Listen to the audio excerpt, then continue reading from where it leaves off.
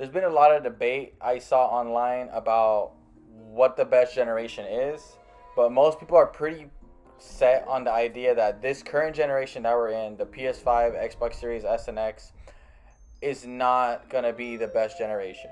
That all they see is a lot of the same from previous generations, and no one's being innovative.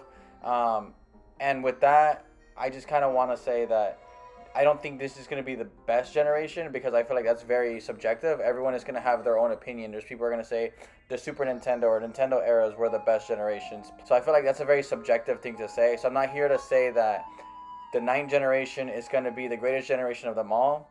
I am going to say, though, that it has potential to be one of the most historic and greatest generations in gaming. And I feel like only time's going to be able to tell that. But before we get into this video, do me a favor, you guys, like the video, consider subscribing. It definitely helps me out a lot. And with that out of the way, let's get into this video. The first thing I want to bring up, which is kind of an unfair thing to bring up, but I'm going to have to bring it up anyways, because when we're talking about video games, you got to talk about the hardware side of it all. And as far as our hardware, we definitely have the strongest hardware ever, because that's just how things work. You're going to work off of whatever your last hardware was, and you're going to aim to make it stronger, and you're going to aim to make it faster. And right now, currently, as we're speaking, video games have never looked better, and they never have played as smooth as they are right now. And I feel like that doesn't make or break a game, right? Just because a game looks graphically impressive does not make it a great game. What I can say is it can definitely take a great game and amplify it when it looks gorgeous and stunning and it plays super smooth. That definitely helps with the immersion of the experience when you're playing the game. But again, that's going to always be with the next generation. The next generation, we're always going to outdo ourselves with our technology. So even though the ninth generation is better than the generations before us, the 10th generation is most likely going to find a way to make their games run even smoother and then make their games look even better, because that's just the way technology works. But right now, as we're currently speaking, yeah, this is definitely the best looking games we've had. I feel like some of the loudest complaints about this current generation right here is when a lot of people say that some of the best games coming out currently are remakes or remasters of previous games from previous generations.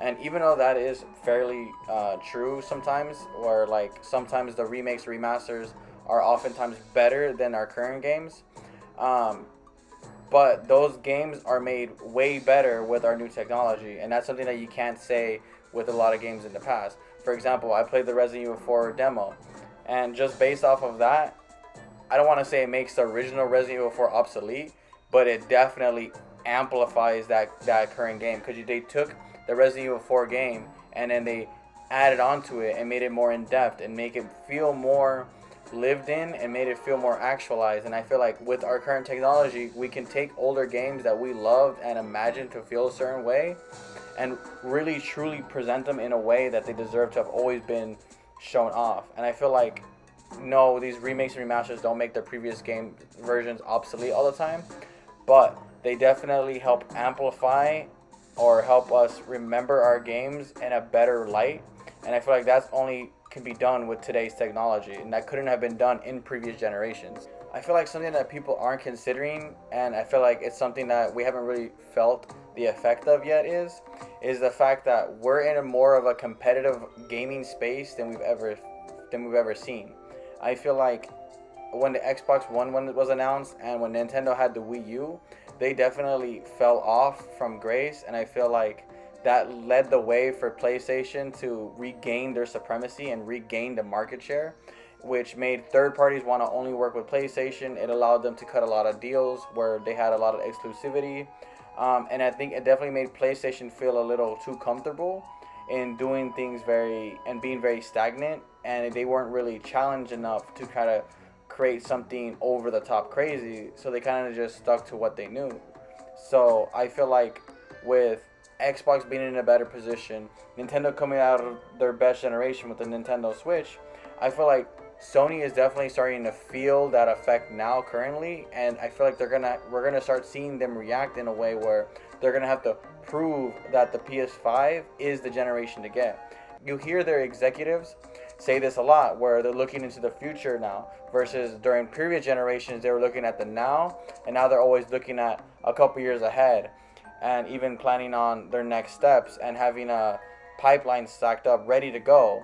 And I feel like they're doing these kinds of things because they know they can't remain stagnant. They know they have to be releasing the next big thing, because if they want to be the place to play games, they're going to have to compete with Nintendo, who's making games way faster than the competition, who's making games that are more accessible to a larger audience and that are more convenient to play with their switch to handheld, switch to portable idea. And then when they're also up against something like Game Pass, which is giving people tons of games every month for free, and a lot of these games are looking pretty good and pretty amazing. I feel like you're definitely gonna start seeing PlayStation make some more risky decisions and kind of break out of their box that they kind of put themselves in. So I think that's one of the things that's very exciting. Something that I find that's also very interesting is the fact that you have these three companies, right, that are more competitive than ever with each other, and they're definitely on more equal footing than ever before. But they're all taking three different, very different approaches to how they gain their consumers and how they keep their consumers engaged with their console. You have PlayStation, who's definitely aiming for that high fidelity, cinematic kind of single player narratives. You have Nintendo, who's going for a kind of deep, diving deep into their backlogs and bringing old IPs that haven't had this kind of resurgence with like Kirby and Metroid. And you also have their very accessible to everyone kind of mentality and play everywhere on the go, etc. And then you have Xbox, who has the Game Pass mentality, where they're definitely aiming for a very consumer friendly mentality. And it's just kind of interesting to see what the consumers are going to decide and how we're going to choose what we feel like is going to be the best way to play our games. And I feel like there's no one right answer. There's so many gamers out there. There's more gamers out there than there've ever been. The fact that all these three companies, none of them have the wrong approach. They all just have very different approaches that are going to target very different audiences. So I feel like with all that said, not one of them is ever going to reign supreme over one or the other ever again. Unless they do a huge flop or something, they're pretty much always going to be in good standing with each other. I feel like an argument that people keep bringing up as well is the fact that we're getting longer and longer gap periods in between first party releases. And even though that may be true, where you see like PlayStation, Xbox only release 1 to 3 games a year, and Nintendo, who's definitely slowing down on their first party distribution, what we see here now, though, is the fact that these first-party companies are now having to rely a lot more on their third-party companies. Where in the past, the third-party companies were kind of leaning towards whoever was a market leader. I feel like now the third-party companies are more willing to put their games on anywhere, and are kind of aiming to put them on everywhere if possible. And I feel like without the market leader being definitive currently, and the fact that you can make a game specifically for Nintendo Switch, and it kind of do really, really well, even though it's a graphically less intense game, or you can have a game like, or you can have a game go day and date with Game Pass, and Xbox will just pay you outright, or you can have the marketing push that PlayStation is going to get behind you with. I feel like because the third parties have a lot more options as far as how they're gonna release their games, it definitely makes them feel more confident in the things that they're releasing. And also, most of the games that people are talking about more often now are more third parties. Like Elden Ring won Game of the Year last year. The year before that, it was It Takes Two. So you kind of just see these third party companies delivering product that these first party companies need, and because the first party companies need these third party companies now, the third party companies are in a better situation to make the games that they want and put them wherever they want for the consumer and wherever they feel like it's going to sell the best. And I feel like that's a good thing that we need in our marketplace, because as we saw with the PS4 generation, where PS4 definitely was buying out all these exclusivity rights, it definitely made things feel a lot more stagnant, and it kind of felt more depressing if you were an Xbox gamer or if you were a Nintendo gamer, because now you're not getting all these games that you probably should and could have been getting. One of the final things that I want to talk about is innovation in gaming.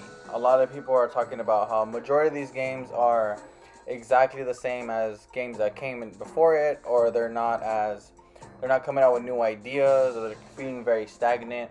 And I feel like to those people, you're definitely not playing indie games. You're not giving these indie developers the opportunity that they deserve, and you're not giving them the credit because they're coming out with some crazy ideas. I feel like the more indie games I play, the more excited I am for gaming. And I feel like AAA developers are looking at these indie developers and pulling ideas from what they're coming up with. Not to mention, these indie developers are consistently being like spiritual successors to things that we wanted before. Like if we don't get a Chrono Trigger, we're gonna get a Chrono Trigger spiritual successor. And I feel like we saw that with the Metroidvania genre. Because Castlevania and Metroid were no longer making current games for us to play, the indie developers took it upon themselves to give us things like Hollow Knight and Ori and things that honestly rival their inspirations. And whether you like it or not, but VR is a huge innovation in gaming. I feel like what they just released that game where is controlled by your blinking. These are things that were never possible in previous generations, and it's something that's going to be continued built on. And whether you're down with VR or not, it is innovative and it is something that is new and fresh to gaming.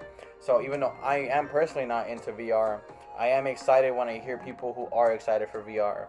So I feel like when it comes to innovation, there's definitely innovation coming from a lot of different areas.